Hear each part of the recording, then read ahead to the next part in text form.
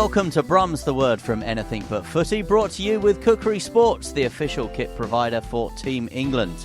Now, we may be slightly flagging after a long weekend of Jubilee celebrations and the Queen's Baton Relay in London 10 years on from 2012, but it's certainly got us in the mood for a home Commonwealth Games. I'm Michael. And I'm John, still waving my flag. We're excited to be building up to Birmingham 2022, the biggest multi-sporting event in England since London 2012, because don't forget Glasgow 2014. In fact, in 50 days' time, it'll be the opening ceremony, which is why they've started practicing for it.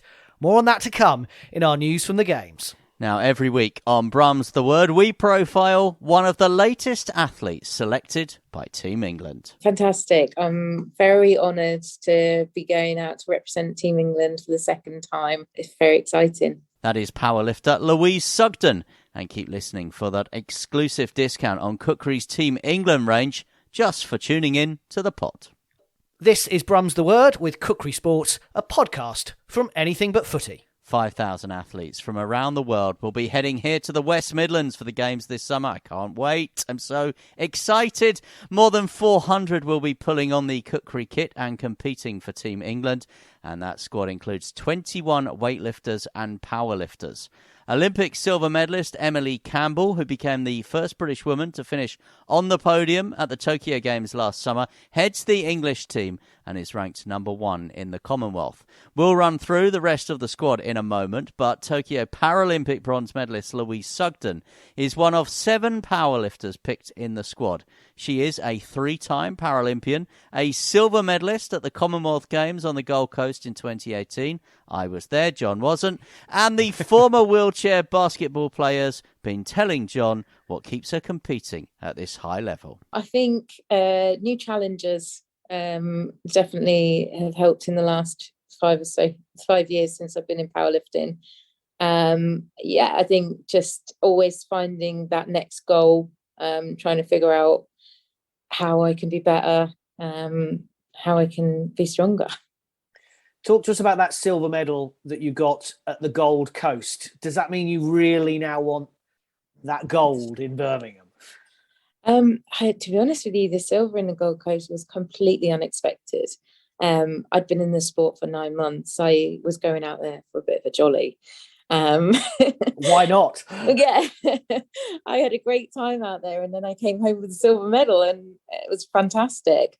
I think that I don't actually know who my competitors are going to be at the moment, and I know that it's going to be an incredibly strong weight class. So I'm definitely aiming for a medal, but I don't know what colour right now.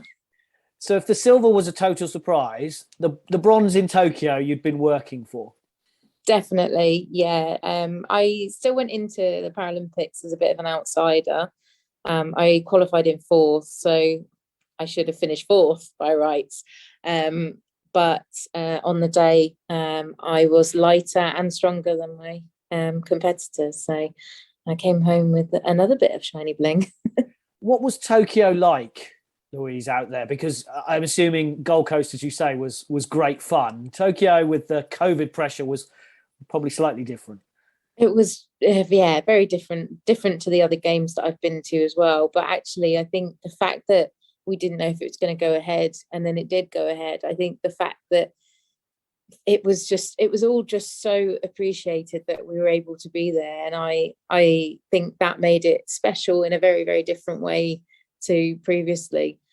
We were saying earlier that we'd actually go up to our rooms just so we could take our masks off for a bit, because you had to wear them everywhere. And I don't think I ever got used to that, and it was just really difficult. So it was different. It was very difficult at times, but I think everything was done to keep us as safe as possible. So fingers crossed for Birmingham. We don't have quite the restrictions that we'll have, and we'll have a crowd as well. How important is that? Oh, I can't wait to compete in front of a crowd, and the fact that it's a home crowd makes it even more special. I'm expecting quite a few friends and family to come along. Well, that adds a little bit more pressure. It's just fantastic to be able to have them there again. How much did you miss them in Tokyo? Hugely. I mean, it's the only Paralympic medal I've ever won, and my friends and family couldn't even watch it on the telly, which was really hard. So hopefully I can make up for that a little bit out at Birmingham. You mentioned the home games. You competed, of course, in, I think it was wheelchair basketball, wasn't it, for London 2012? So you've got some kind of experience of the craziness that the home games can bring. Yeah, it was fantastic, though. It was like having an extra player on the basketball court. They cheered at everything. Even though some of them, I don't even know they knew the rules. They were just cheering. We got the ball, they cheered. It was fantastic. So that's honestly one of the most exciting things for me about Birmingham, is just having the home support. Can you believe that London was 10 years ago? No, it makes me feel really old. It's crazy, isn't it? How time has flown, and now we've got another games to celebrate it, because there'll be celebrations going on in London just as you guys in Birmingham will be competing. Yeah, it's fantastic that it's just going to be, I hope it's got the same buzz as London, because there was just this real great energy around it, and hopefully that can be recreated across country. How important is it as well that the para athletes are involved in the Commonwealth Games? I think that's one of the most special things about a Commonwealth Games is the para sport alongside the able-bodied sport. And I think that it just gives this exposure to para sport that you might not necessarily get otherwise. And that is brilliant. And the more exposure that we can get for para athletes, the better, and para sport, because it is exciting, it is interesting, and we work damn hard. Absolutely. And powerlifting and weightlifting from an England point of view, very, very strong. I believe it's the biggest team that we've ever sent to a Commonwealth Games, which is really exciting. There's a lot of very newer athletes in the squad this time around, along with me and a couple of the old gals. But it's a very different looking team to ones we sent out before, so I'm really excited to see what performances people can put out. And tell us, Louise, what's it like putting on your kit? You've got your Team England kit on now. What is it like putting it on, the red of England? It's brilliant. I honestly, I love putting on GB kit, England kit, all of it. It just is so special to be able to do that, to know that I've earned the right to do that. There's nothing like it. Couple of questions to finish. Birmingham, what's the target? We've talked silver, we've talked bronze. Come on, what is the target? A medal. That's all I'm going to say.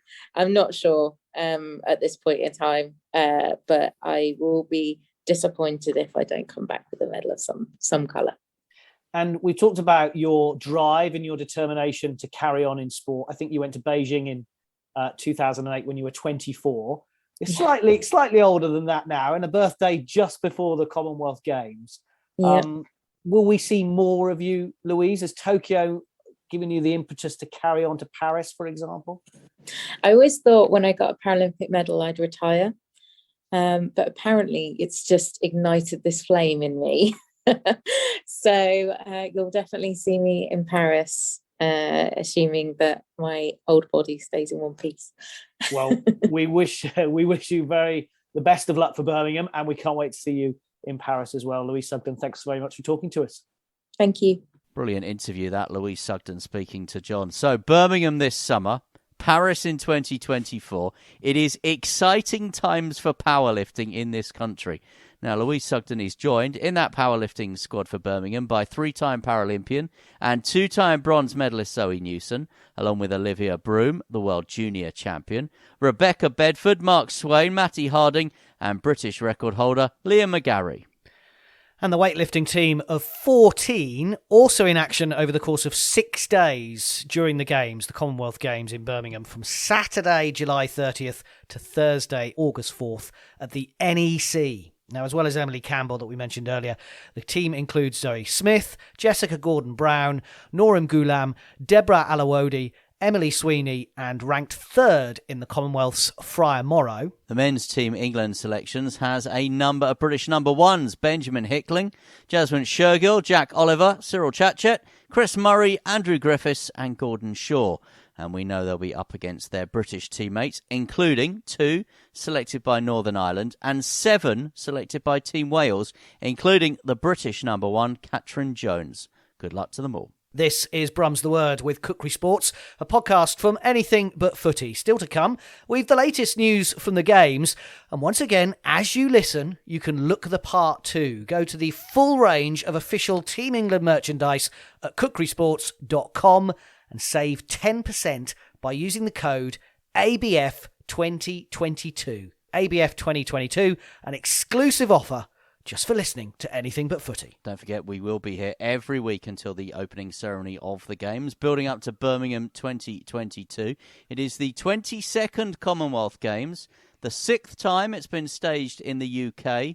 There's a pointless quiz question for you. But only the 2nd time in England. And that spectacular show, we can confirm that rehearsals are now underway. Day 1 started on the last weekend of May. Martin Green, CBE, the Chief Creative Officer for Birmingham 2022, is the man in charge. He has revealed on social media a giant hangar-type building with groups of participants. And the phrase, "Here we go."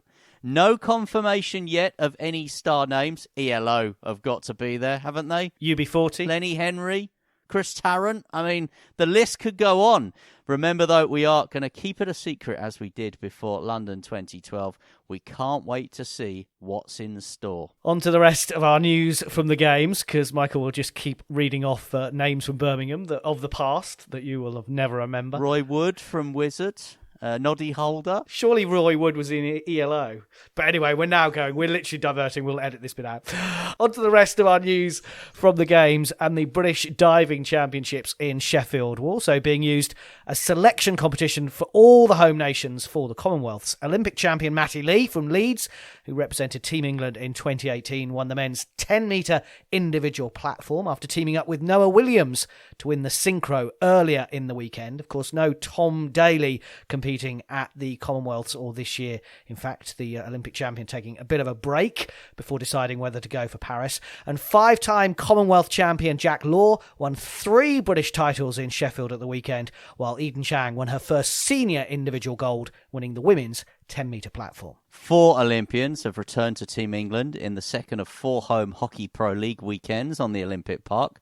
Rio gold and bronze medalist in Tokyo Maddie Hinch and Anna Toman returned to the squad for the England women's team as they won their first match of the season against Spain 3-1 before losing the second match 2-0. Phil Roper and Liam Sanford returned for the men. They did the double over South Africa 4-2 and 3-0. A packed house at Twickenham, not necessarily where you want to start your preparations for the Commonwealth Games, but that's where England's women had 2 warm-up exhibition games during the World Series matches at the end of last month. 22 players of Core 7's experts have been selected, mainly from England's under-20s and England 7's training camps. England men finished 7th at the London Sevens after losing 36-12 to Ireland in the 5th place semi-final at Twickenham. And after a fallow few years over the 400 metres, certainly in British men's athletics, the British record has finally gone after a fantastic performance from Matthew Hudson-Smith, someone who I spoke to recently at the Alexander Stadium just a few weeks ago at the Diamond League meeting. That said, I don't think I was the difference. The 27-year-old finished 3rd in the Diamond League meeting in America, where the World Championships will happen just before the Commonwealth Games back in Brum. He ran 44.35, knocking 1/100th of a second off a 25-year-old record held by a certain Ewan Thomas. Wow. Olympic medalist Keely Hodgkinson's brilliant start to the outdoor season continues too, with back-to-back Diamond League wins in the 800 metres. Those two definitely ones to watch for Team England this summer. Yeah. And Michael, talking of things to look forward to, you're gearing up for one of your favourite sporting events of the year. Yes, really looking forward to seeing the World Series Triathlon coming to Leeds on the 11th and the 12th of June. It's going to be like the event last year, so it's not going to come into the city centre, which it did pre-pandemic. It's all going to be based in Roundhay Park. And actually, talking of Birmingham 2022, the first athletes selected by Team England were some of the triathletes. Alex Yee, Johnny Brownlee and Georgia Taylor-Brown. All, of course, gold medalists from Tokyo last year, joined by Sophie Caldwell. And the para-triathletes have been named as well. Melissa Reid, Dave Ellis, Oscar Kelly, Katie Crowhurst and their guides Charlie Harding and Luke Pollard. We'll hear from that team on a future edition of Brum's The Word with Kukri Sports. Now, 11th and 12th of June in Leeds is going to be good. We've got the first mixed relay event for Leeds as well. It's always been in Nottingham before. So the 300-metre swim, 6.9k on the bike and a 1.9k run. And what is fantastic as well about not just this event in Leeds, but the sport of triathlon in general, is its commitment to equality. So you've got men and women competing exactly the same distances. They have exactly the same opportunities in terms of that World Series and the same prize money as well. And also, importantly, I think, to mention, equal para-tri events too. And that para-tri event, which is coming to Swansea later on this year as well, we'll see the creme de la creme of para-triathletes from across the world come to South Wales. Looking forward to it. Talking of big events, the biggest beach volleyball tournament on home soil, or home sand, I should say, since Horse Guards in London 10 years ago, has seen Team England select its pairs as Javier and Joaquim Bello and Daisy Mumby and Jess Grimson won the men's and women's selection tournament at Deep Dish in Crystal Palace. In the first games was obviously huge for beach volleyball as a sport to be in the games. But to have made this one and be at a home games was the goal from the moment the last games finished. As soon as we knew it was Birmingham, it was like game on. So to be at home in front of a home crowd and hopefully showcase beach volleyball in our country and show what we can do from the boys and the girls' point of view, I can't wait. I'm so excited. And we're going to hear from them in full next time as we continue the countdown to the Commonwealths. This is Brum's The Word from Anything But Footy, brought to you with Kukri Sports, the official kit provider for Team England. For all your bespoke sportswear needs, visit kukrisports.com. Two more names for the opening ceremony. Duran, hot and juicy. Listen and follow and tell a friend about it this week. We're here every week until July the 28th, building up to Birmingham 2022.